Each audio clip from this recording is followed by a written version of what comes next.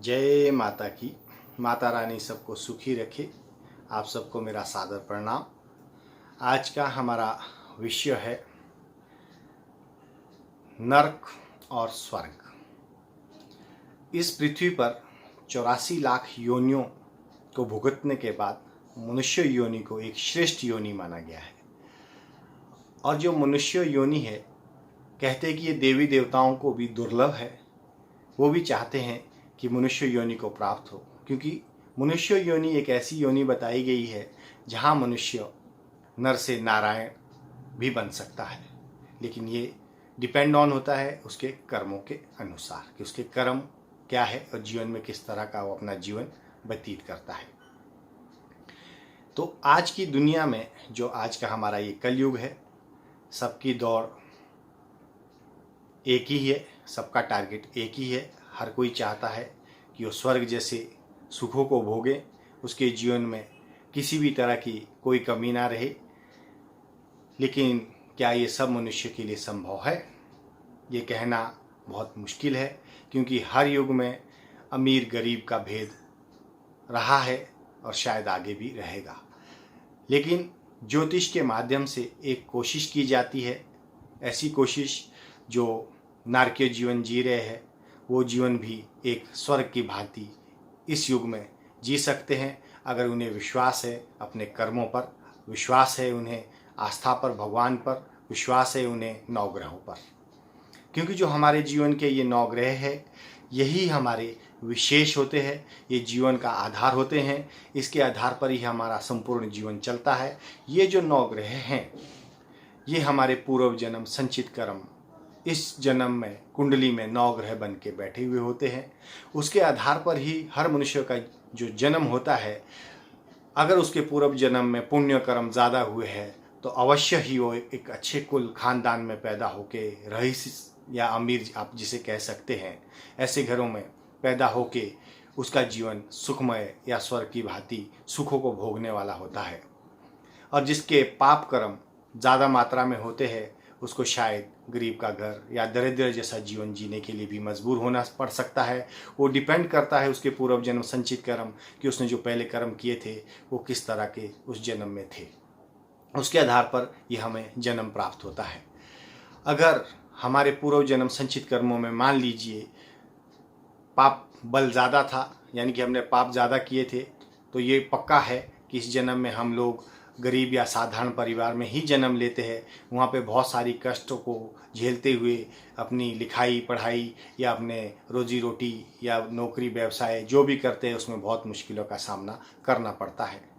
पर ये यहाँ तक सीमित नहीं होता है कि पूर्व जन्म संचित कर्म आजीवन भर आपको वही पीड़ा देंगे। इसके लिए आप स्वतंत्र है। भगवान ने जब ये जन्म दिया है, जब इस पृथ्वी पर आए हैं, तो आपको भगवान ने ये बुद्धि दी है कि कौन सा कर्म अच्छा है और कौन सा कर्म बुरा है, किस कर्म के करने से आपको पुण्य मिलेगा, किस कर्मों के करने से आपको पाप मिलेगा। ये आप भली भांति हर मनुष्य ज़्यादातर समझता है।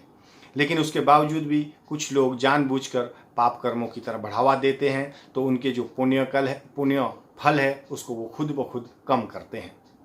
और कुछ मनुष्य ऐसे होते हैं जैसे अच्छे कुल में पैदा होके और अच्छे कार्यों को करते हैं तो वो और अमीर और रईस बन जाते हैं और राजाओं की तरह या स्वर्ग की भांति ही वो अपना भोग विलास या अपना जीवन जीते हैं और उस श्रेणी में पुण्य कर्म भी करते रहते हैं।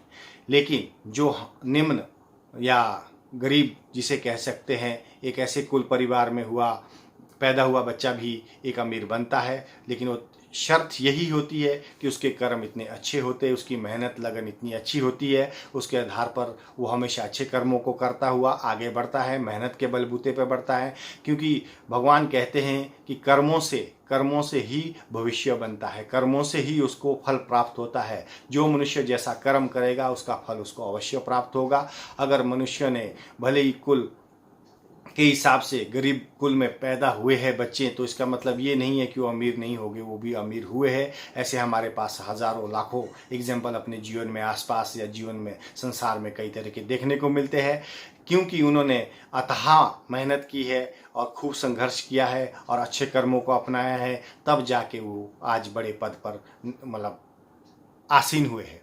तो कहने का तात्पर्य यही है, अगर आप भी अपने कर्मों को बदलते हैं, आप भी अपने जीवन काल में अगर सपोर्टिव बनना चाहते हैं, 90% भाग तो मैं कर्मों को ही प्रधानता देता हूं, लेकिन 10% ये समझ के चलिए कि हमारा ज्योतिष शास्त्र भी आपको सपोर्ट, जो भाग्यों का कारक बन जाएगा। अगर आप ज्योतिष की मदद लेते हैं, सही सलाह लेते हैं, अपने ज्योतिषाचार्य से मिलते हैं या वैदिक शास्त्र पंडित, विद्वान पंडित से आप अपनी जन्म कुंडली दिखाते हैं, उनके आधार पर आप उनसे पूछते हैं कि जीवन काल में आज हमें किस कार्य क्षेत्र में काम करना चाहिए, ताकि हमारा जीवन भी एक सुखद जीवन या स्वर्ग की भांति हम भी सुखों को भोग सके।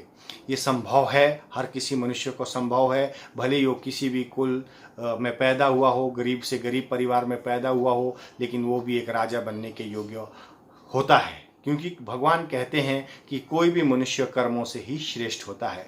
तो आप अपने कर्मों को सुधारिए, अपने कर्मों को अच्छा करिए, कर्म के माध्यम से ही आपका जीवन सुखी होगा। अच्छे कर्म करने से आपको पुण्यों की प्राप्ति होगी, पुण्य से आपका फल आपको सुखों को प्राप्त करेगा, आप इच्छाओं को आप संपूर्ण कर सकते हैं। तो इस तरह से आप किसी अच्छे ज्योतिषी से मिलिए, अच्छे आचार्य से मिलिए, उनसे अपनी नवग्रह की जो बनी हुई कुंडली है, जिसमें सूर्य है, चंद्र, मंगल, बुध, गुरु, शुक्र, शनि और राहु केतु जैसे ये जो 9 ग्रह बैठे हैं, यही आपको दिशा निर्देश आपके गुरु जी, आचार्य जी आपसे स्पष्ट करेंगे कि आपको जीवन काल में किन सब चीज़ों का उपयोग करना चाहिए ताकि आपका जीवन सुखद हो सके। अगर आपको ये मेरा वीडियो पसंद आए तो मेरा नंबर स्लाइड में नीचे दिया गया है। अगर आपको मुझसे भी बात करनी है तो आप मुझसे भी कॉल करके, व्हाट्सअप करके बात कर सकते हैं। अगर आपके आस पड़ोस में कोई आचार्य है तो आप उनसे भी बात कर सकते हैं। आपको ये वीडियो मेरा पसंद आए तो आगे शेयर करिए, कमेंट करिए और कमेंट बॉक्स में लिखिए अगर आपकी कोई रिक्वायरमेंट है हमसे और मेरे बोलने में कोई त्रुटि हो तो मुझे क्षमा करें, ताकि मैं आगे के लिए अपनी सावधानी बरत सकूं। तो आज का वीडियो मैं यहीं ख़त्म करता हूं। आपके समय के लिए बहुत बहुत धन्यवाद। जय माता दी, जय श्री।